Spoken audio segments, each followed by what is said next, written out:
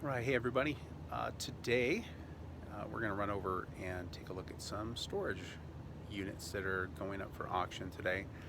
There's like 5, 6 different locations. There's over 50 lockers. So I've bought things from lockers before. Let's see what happens.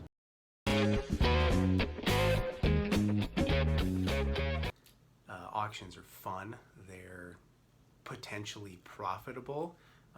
You just want to be prepared to do a little bit of work, and you're going to want to weigh out the risk versus reward. You know, how much it's going to initially cost you, how much time do you think it's going to take to go through everything, how much time is it going to take to list the items, do you really think you can sell the items, what platform are you going to sell it on, what, is it going to be local, is it going to be online, are you going to ship? Those questions can be answered pretty quickly.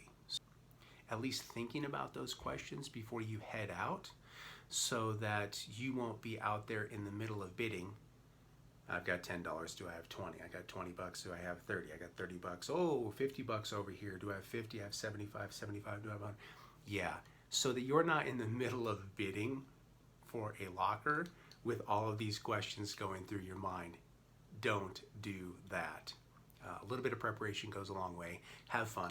There's a few things you're going to want to bring with you when going to a storage unit auction, and I suggest bringing a really good flashlight, like a bright one. So just make sure that you bring a good flashlight down there with you. It just makes it easier to see inside of the unit. The flashlight's going to allow you to see things that you might not otherwise be able to see. So if you actually win a unit, you want to be prepared to go through it, get everything loaded up in your vehicle, and get the unit cleaned out. So you're going to want to bring a pair of gloves. They do not have to be gray and black. No, I'm not a Raiders fan. Sorry. But just, yeah, a good pair of gloves, because you're going to be handling stuff, and sometimes it's nasty. All right. Another thing is you don't have to bring this exact model, but I like to bring a dustpan and a broom, and really not really a hand, more of an upright whisk. So flashlight, gloves, dustpan, broom. You're going to want to also bring along a padlock or two. I prefer the old school locks that just have a dial. These are actually pretty cool. I don't know, they're kind of generic, but basically has the alphabet. So I've coded it with my initials, so I don't forget it. The reason you're going to bring a padlock or two is because if you do win a locker unit, there is no lock on it. So before you pay, the door gets closed. You put your padlock on there because those are your items inside of there. You have to go pay for the items. Once you pay for the items, then boom, you go back. You've got your secure locker that you get a certain amount of time, and in this case, this company offers 24 hours. So you'll want to find out how much time you have to clean out the locker. Some of them are 24, some of them are 48. Some of them will give you a little extra time as long as you clean the unit when you're done. So there you go.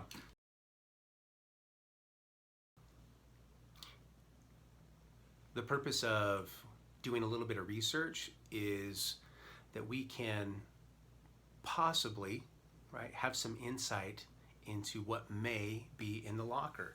So for example, if we find information that the individual had a drop shipping business, or had an online store where they were selling items, then when the storage locker door opens and we see items or boxes that are similar, like, or exactly like the items that we just found out the person is associated to, are you following me?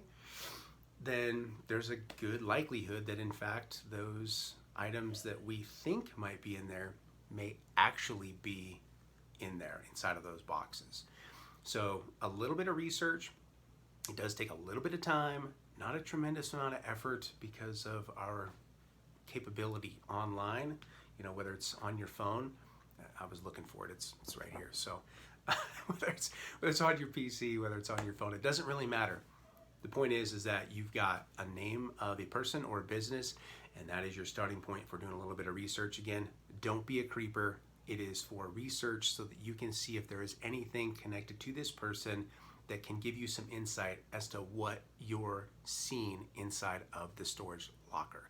That's it. No creepy stuff. All right, we have arrived at the auction. This one is public storage, and the cool thing about public storage is that you can actually go online, and I'll show you that website.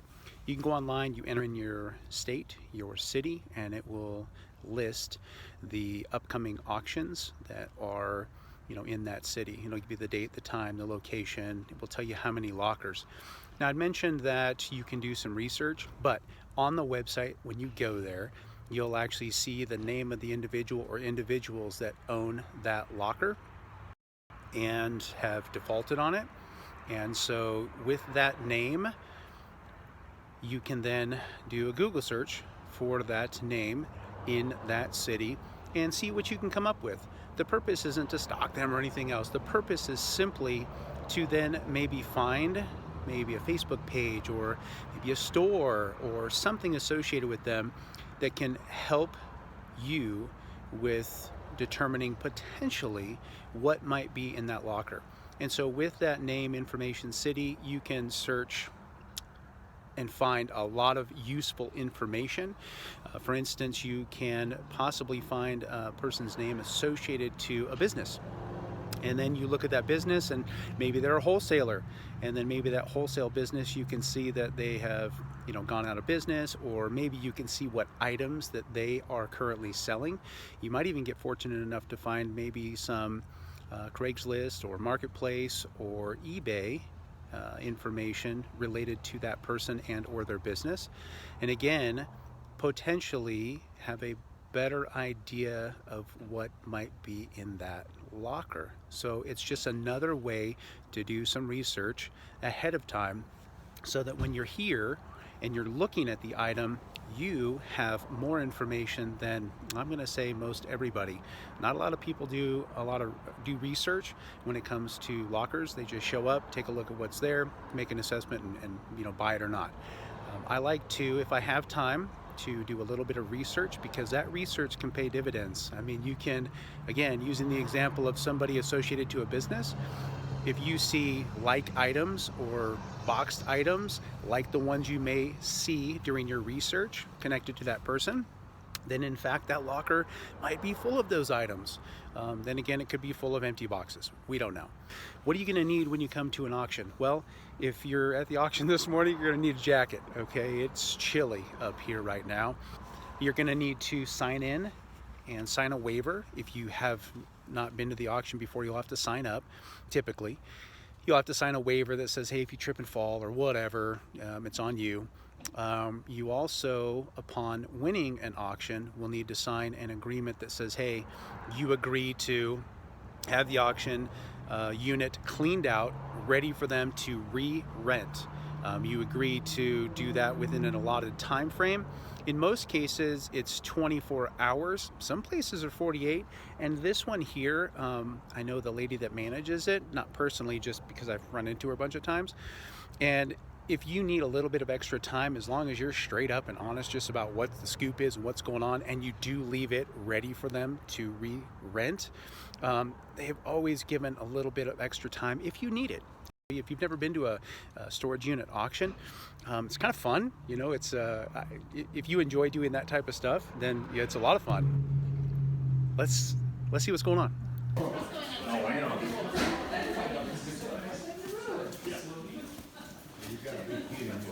Yeah, this was the fun one. Yeah. Can we do it again?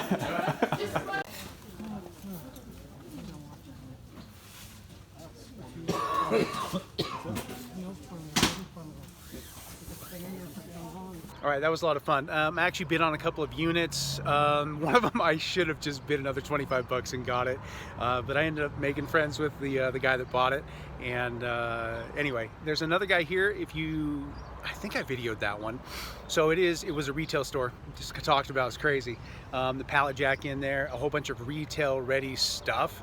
But for me, I kind of caught my eye is all of the brand new shipping boxes that were stacked up on the right side. So I'm actually gonna approach the gentleman who purchased the unit because he actually has a thrift store. So I don't know how much shipping he does, but I'm just gonna ask him if he would be willing to part ways with the cardboard boxes. Like the show. But yeah, that helps. And then I got all the options.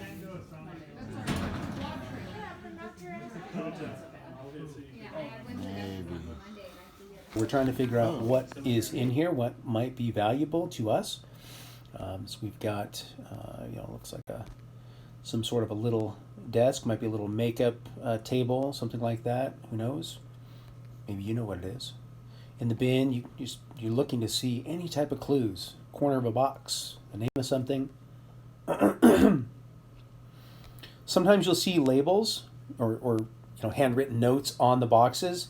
Flip a coin because sometimes it's accurate, sometimes it's not. Rub the Buddha belly. Mm-hmm. They did toss it, that's for sure.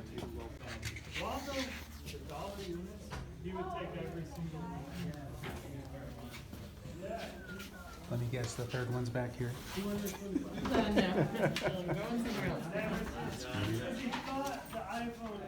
Yeah, the cool thing is that you don't know.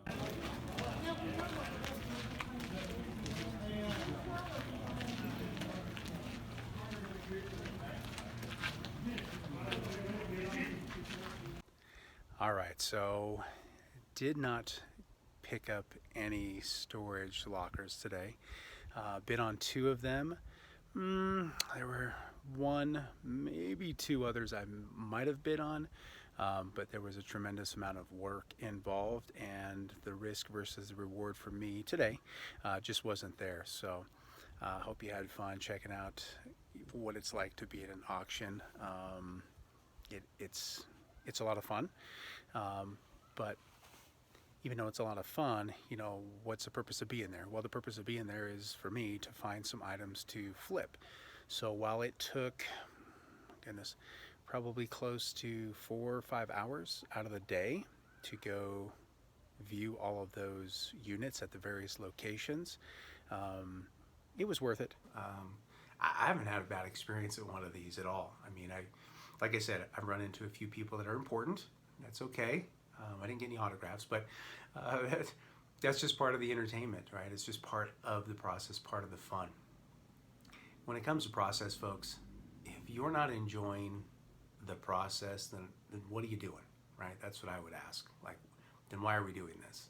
Flipping items, whether they're retail, used, pre-owned, vintage, whatever the thing is that you're flipping, it's all you.